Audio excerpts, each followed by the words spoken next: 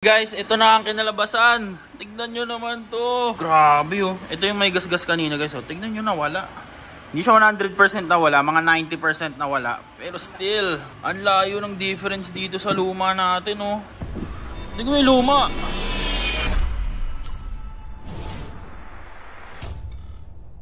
What is up, potatoes? What's up sa inyo mga patatas? Babalik tayo guys syempre sa ating panibagong video. Kung napanood nyo last video guys is share ko sa inyo na sasali tayo sa show this August 10. Guys, sana abangan nyo tong series na to. Onti lang to guys, siguro mga 5 vlogs, mga 4 vlogs. Kasi ako personally, curious ako kung ano ba ang ginagawa sa mga motor show, no? At paano ba makakasali? Ano ba yung mga premyo? Ano yung mga preparation na ginagawa? Ano yung ginagawa sa buong maghapon? So ako, never pa ako nakasali sa show, so di ko talaga alam ano yung na-expect ko paglapag natin doon. Anyway, kung di kayo nakakasubaybay sa mga recent vlogs natin, is sasali po natin sa show yung SIR natin, which is si Barak, no? And again, hindi naman natin pwede ilapag lang doon si Barak kasi nga dahil kung napanood nyo again sa recent vlog natin, binahin natin siya ng Tuguegarao. So sobrang dinaan talaga natin siya sa mga road test, talaga malulubak na kalsada sa Norte, Nueva Ecija, 12-hour drive, sobrang layo, and hindi naman pwedeng ilapag na lang natin siya biglaan sa show, no? So magkakaroon tayo ng mga preparations sa mga susunod na vlogs, no? And ano ba yung mga gagawin nating preparation para sa kanya? Abangan nyo sa mga susunod na vlogs, gagawin natin yan lahat. Pero this video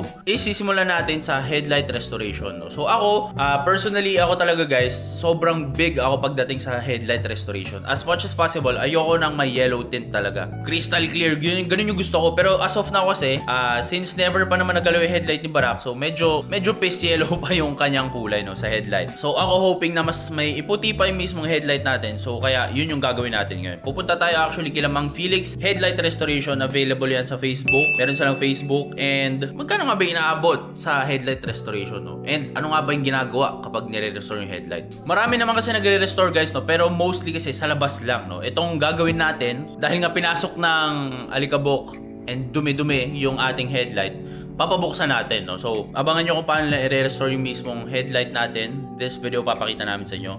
Di natin papatagalin pa. Kailangan natin pumunta na maaga doon dahil para makuha din natin this day. So, tara, let's go. Di natin papatagalan pa. Simulan natin yung video. Tara!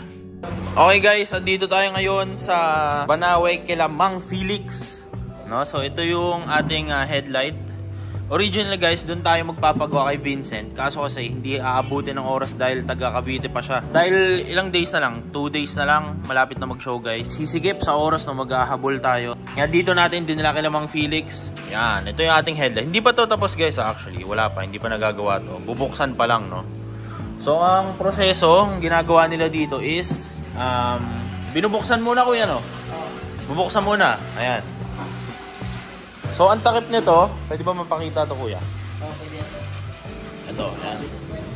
Ayan, ito ang... Tingnan mo gaano kadilaw ito, uy. Oh.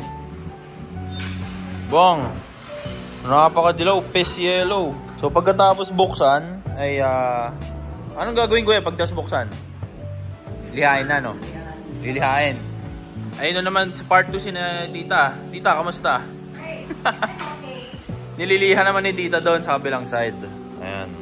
After maliha, ang kalalabasan naman ng after naliha is, syempre ganito na. Hindi, ito muna. Ito muna. Yan, maging ganito ang itsura niya guys. Yan. Pero labas lang ang nililiha tita, no? Labas lang. Sa loob minsan kapag may sunog.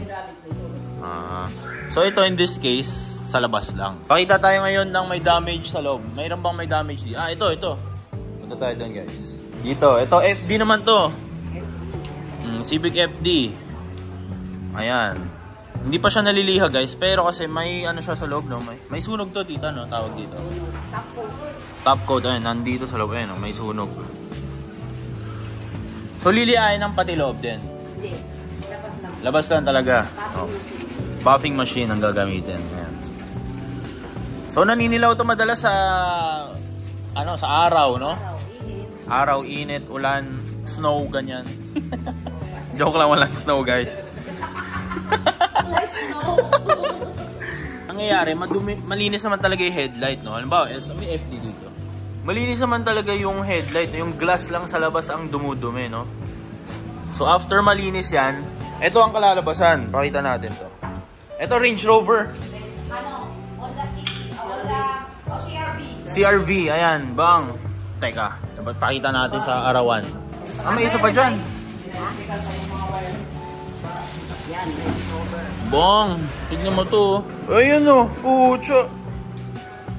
Grabe ba? Ang kintab na ito dito ah.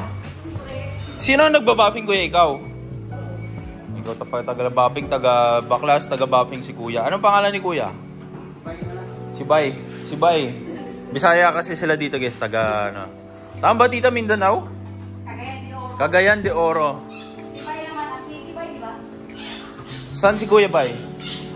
Bay, saan ka daw, Bay? Aklan. Aklan, ayan. Grabe oh. Ang laki talaga tita ng binabago kapag malinis headlight, no? Ayun oh, finished product. Kintab eh, no? Crystal clear. Damn, son. Ito ang pinagkaiba. Ito wala pa. Ito magiging ganyan, kuya, no? Ito, kuya, kamusta yung kondisyon ng akin? Pwede ba? May igaganda ba? Mga ilang percent ang igaganda nito? 90%? Sabi mo yan, kuya Bay, ah. Tumawa si tita. Hindi, pero malala na tong akin, no? Hindi pa. Basic pa to. Ah, okay, okay. Medyo, ano siya, no? Medyo mag-glow, malabo lang, no? Ito kung tanong ko, kuya. Ito, tanong natin, guys. Ito kasi, guys, may mga, ayun, may bangas sa loob, no? Ito, kuya, maaalis to. Na ito, yun, nasa loob. Matatanggal din yan? Depende yan sa pwede. Hindi, ano yun eh, gas-gas? Hindi, yung gas. Ito yung gas-gas. Hindi maaalis yan. Subukan natin. Subukan na alisin. Nawawag siya kasi hindi tayo lang yan. Nasa loob kasi ito, kuya eh. Subukan natin. Subukan natin. Malaman natin mamaya, guys. Silipin natin. Pero as of now, ito ang tindigan ng headlight natin. Malinis siya, kuya, pag ito lang. Pero pag tinabi mo dito, ang dumi bigla eh. Tapos, meron din mga headlight dito, guys. Kung naghahanap kayo ng extra headlight to, tita. Oh. Pagalingan tayo, guys. I-name natin lahat to, ha. Base lang sa headlight. Ito, si Montero, City. Ito, CRV. Ito, Fortuner. Ito, Porsche to. Ito. May X-Trail, may Fortuner, Montero. Bios din meron. Abangan natin kung anong gagawin dito sa headlight natin. Let's go! Nabuksan na yung ating headlight. Tingnan gano'n ka ashy to. Ashy as fuck. Tingnan yung dumi. Ang alikabok, kuya, yun o. Akala mo lumang bahay eh. Ito yung lens natin, guys. Ayan o. Kita nyo yan. Ang pangit, no?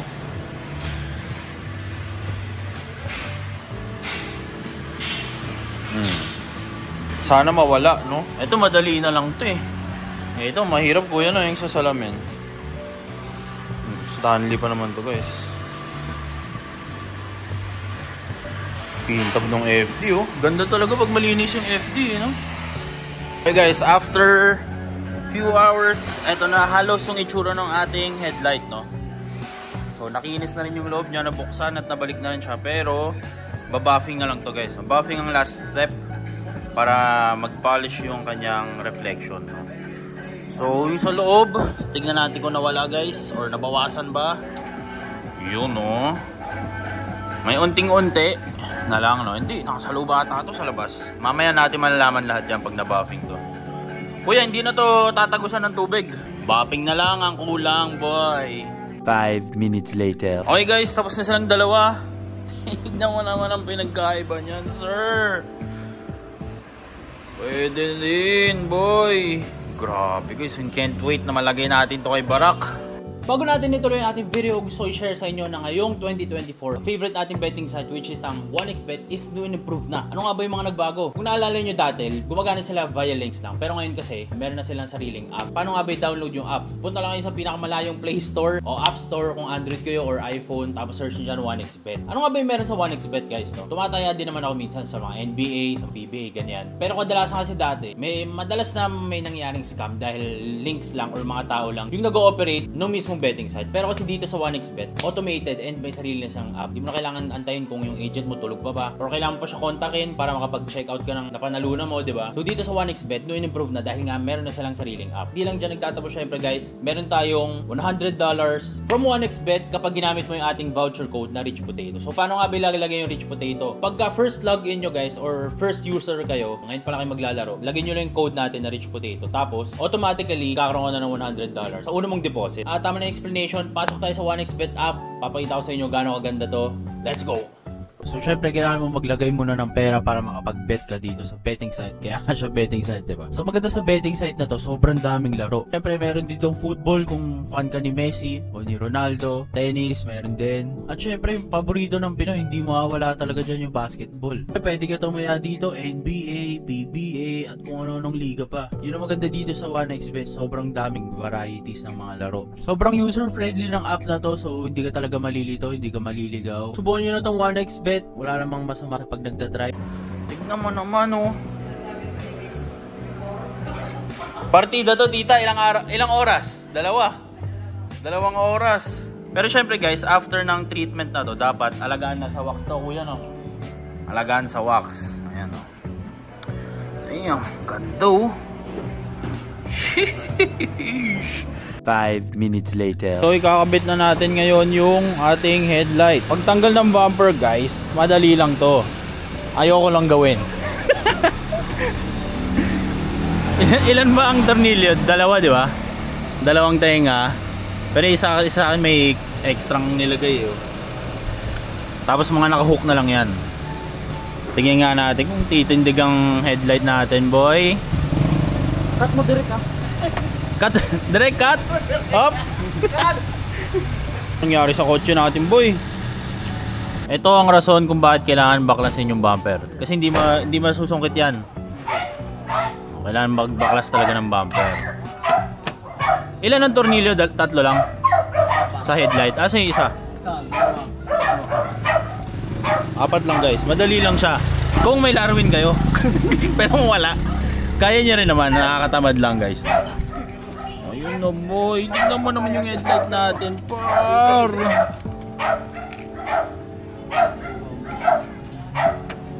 Ito yung sinasabi mong goma, boy. Hindi naman halata eh. Yung kabila kasi guys, di ba binaklas natin kagabi. Ngayon, hindi ko nawala. Pucha, yung isa nawala, may goma to guys dito eh, no? May goma. Eh dahil nga gabi, hindi namin napansin na wala pala. Apat na, pag magbabaklas kayo, apat na tornilyo lang. Asa yung isang pang-apat? Nasa gilid. Dito. Eh ba't ito wala? O wala talaga to? Hanap muna. Bangga check. Latag yan sir. Latag si Bibarak natin para walang lukot yan oh. Ang lukot nito nasa katawan.